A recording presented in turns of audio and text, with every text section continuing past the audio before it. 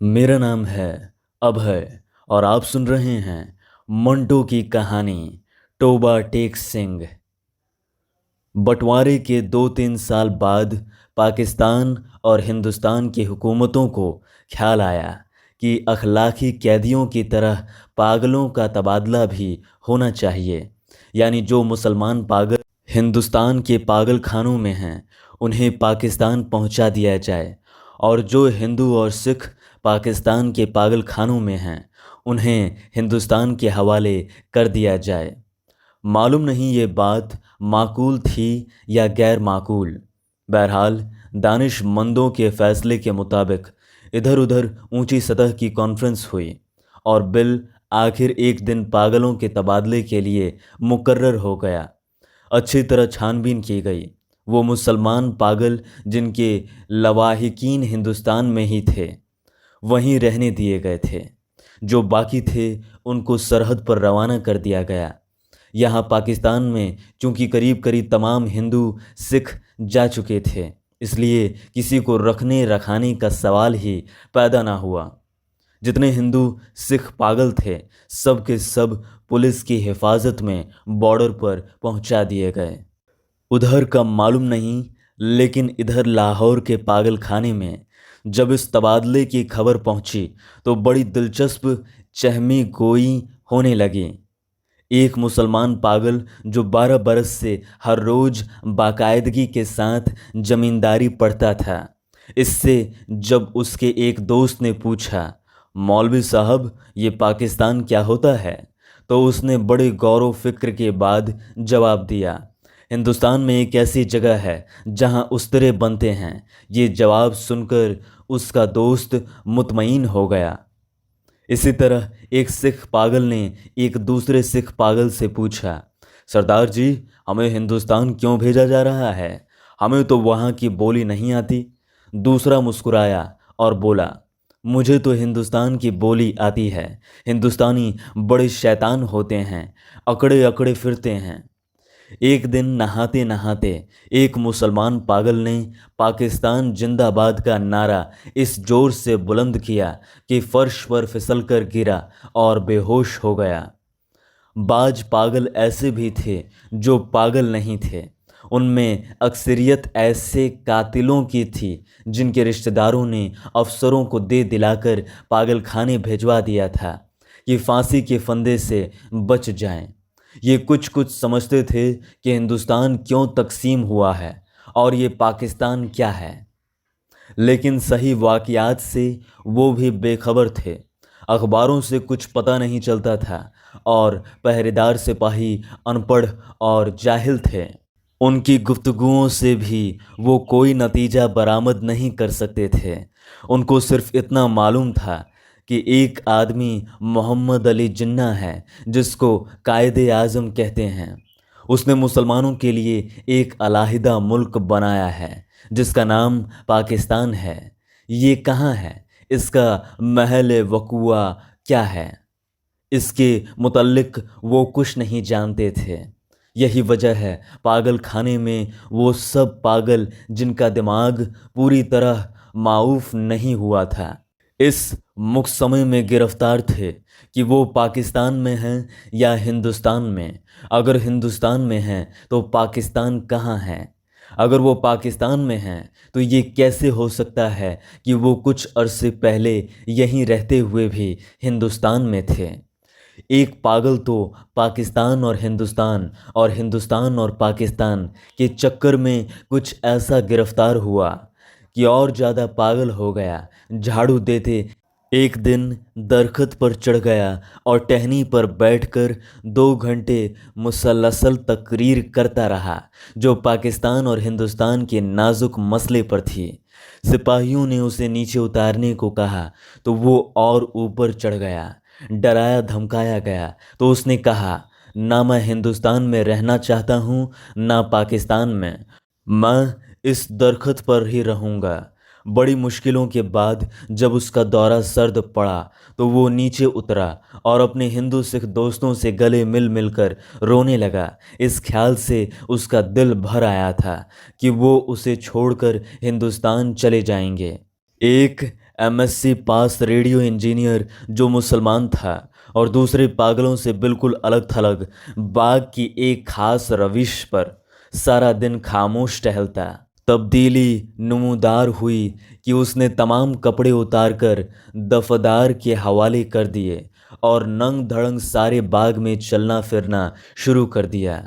चौनयूट के एक मोटे मुसलमान पागल ने, जो मुस्लिम लीग का सरगर्म कारकुन रह चुका था और दिन में 1500 मरतबा नहाया करता था, यकलख्त ये आदत तर्क कर दी।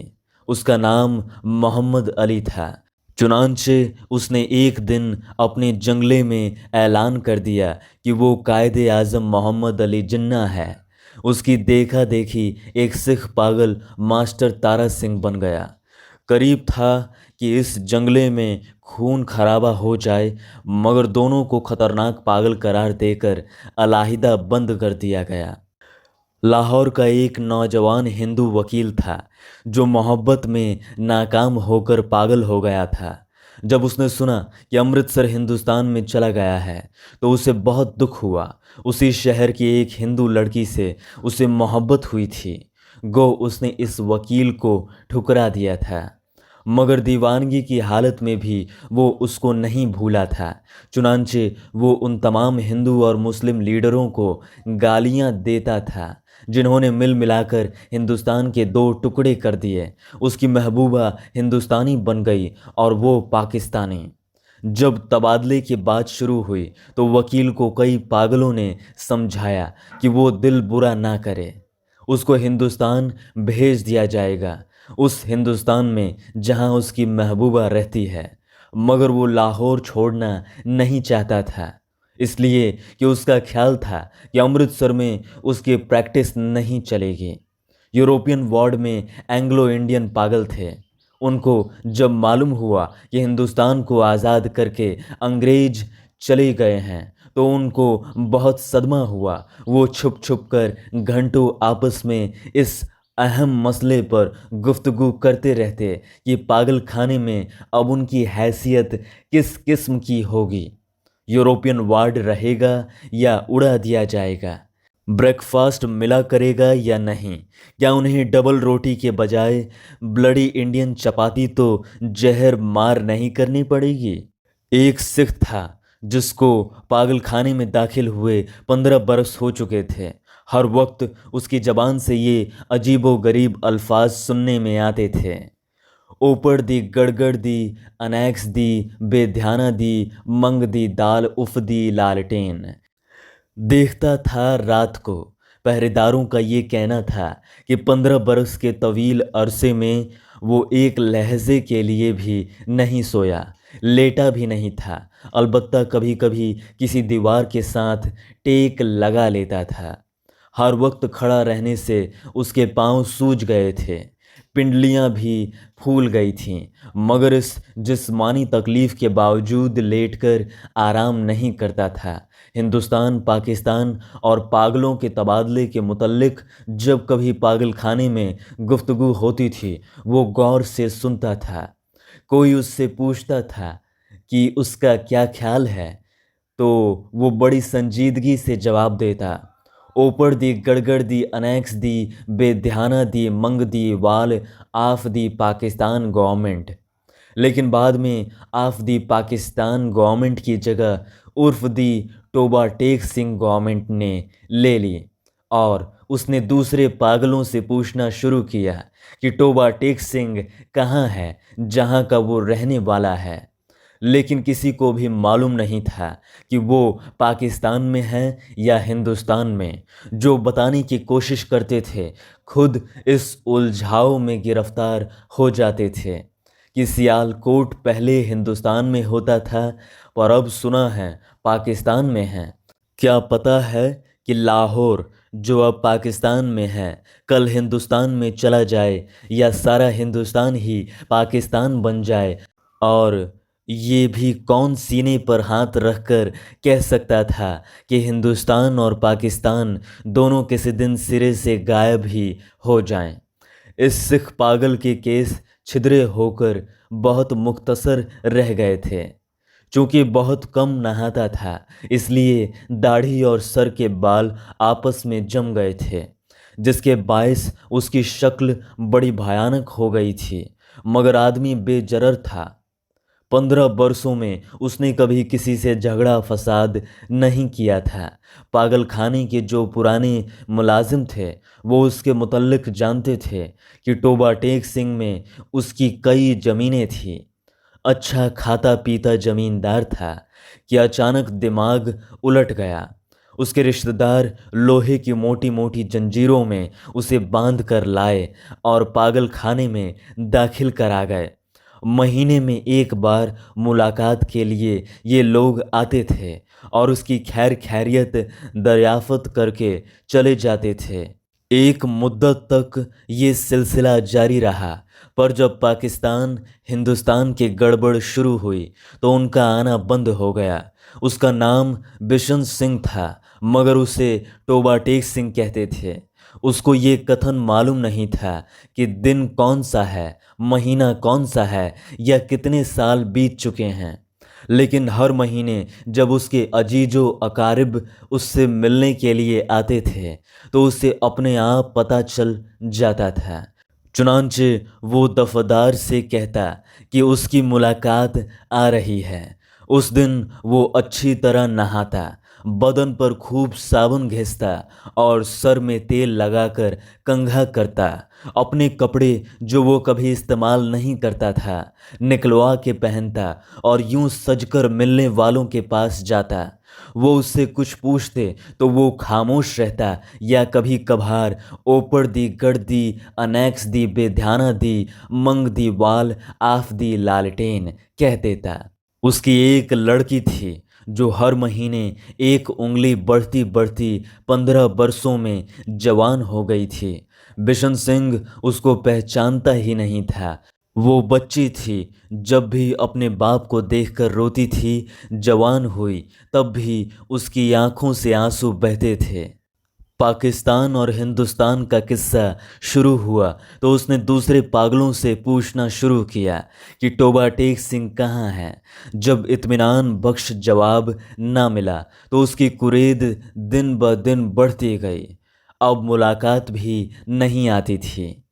पहले तो उसे अपने आप पता चल जाता था कि मिलने वाले आ रहे हैं, पर अब जैसे उसके दिल की आवाज़ भी बंद हो गई थी, जो उसे उनकी आमद की खबर दे दिया करती थी। उसकी बड़ी ख्वाहिश थी कि वो लोग आएं जो उससे हमदर्दी का इजहार करते थे और उसके लिए फल, मिठाइयाँ और कपड़े लाते थे। वो अगर उनसे पूछता कि टोबा टेक सिंह कहाँ है तो वो उसे यकीनन बता देते कि पाकिस्तान में है या हिंदुस्तान में, क्योंकि उसका ख्याल था कि वो टोबा टेक सिंह ही से आते हैं जहाँ उसकी ज़मीनें हैं। पागल खाने में एक पागल ऐसा भी था जो खुद को खुदा कहता था।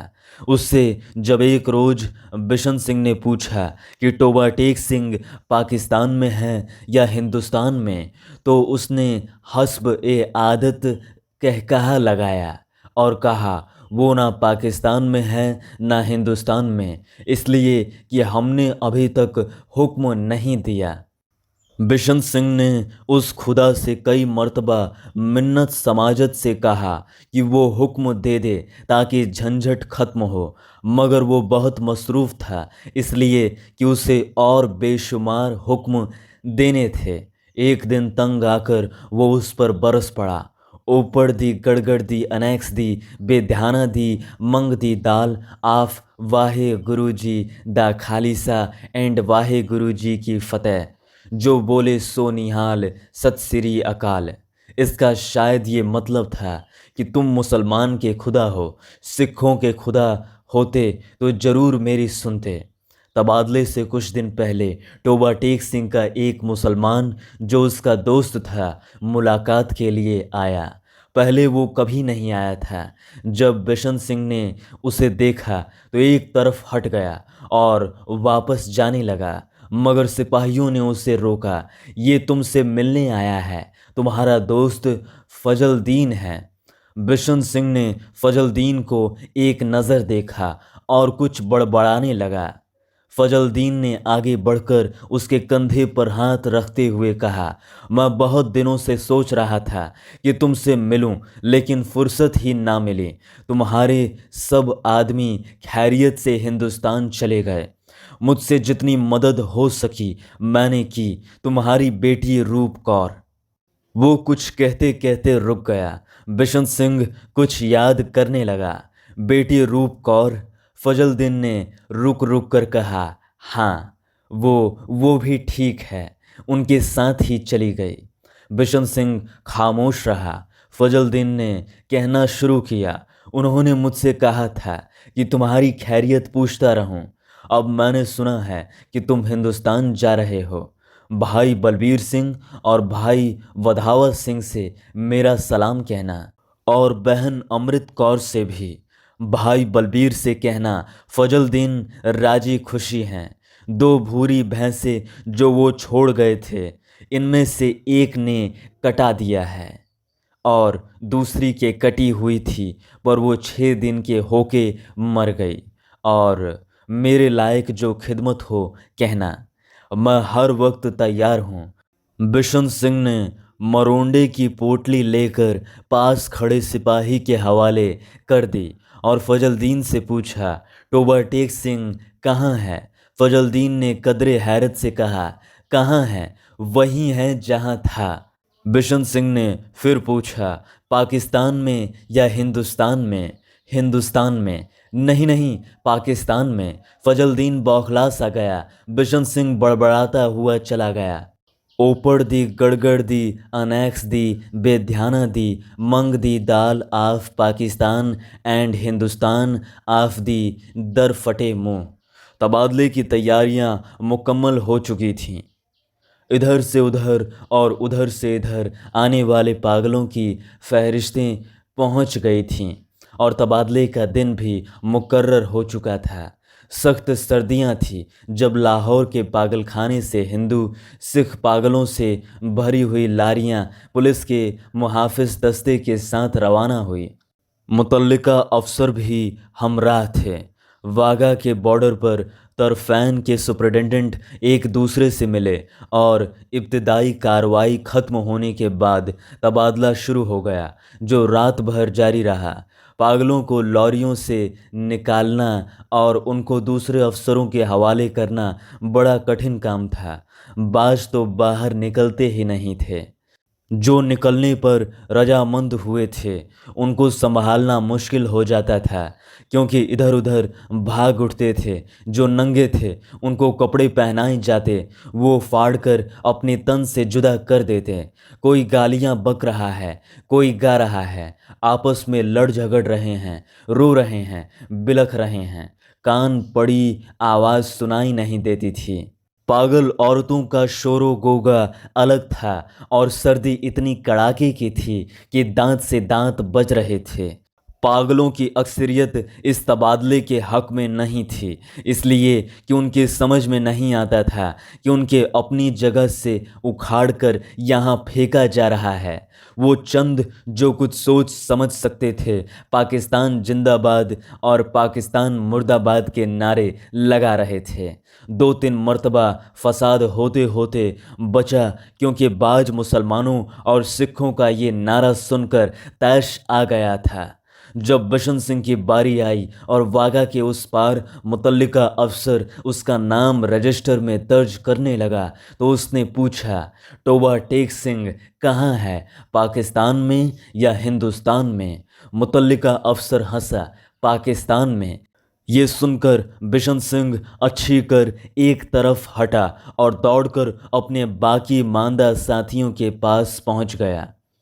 पाकिस्तानी सिपाहियों ने उसे पकड़ लिया और दूसरी तरफ ले जाने लगे, मगर उसने चलने से इनकार कर दिया। टोबा टेक सिंह यहाँ है, और ज़ोर ज़ोर से चिल्लाने लगा, ओपड़ दी गड़गड़ दी अनेक्स दी बेध्याना दी मंग दी दाल ऑफ टोबा टेक सिंह एंड पाकिस्तान। उसे बहुत समझाया गया कि देखो, अब टोबा टेक सिंह हिंदुस्तान में चला गया है, अगर नहीं गया तो उसे फ़ौरन वहाँ भेज दिया जाएगा, मगर वो ना माना। जब उसको ज़बरदस्ती दूसरी तरफ ले जाने की कोशिश की गई तो वो दरमियान में एक जगह इस अंदाज में अपनी सूजी हुई टांगों पर खड़ा हो गया जैसे अब उसे कोई ताकत वहाँ से नहीं हिला सकेगी। आदमी चूंकि बेजर्रर था इसलिए उससे मजीद ज़बरदस्ती ना की गई, उसको वहीं खड़ा रहने दिया गया और तबादले का बाकी काम होता रहा।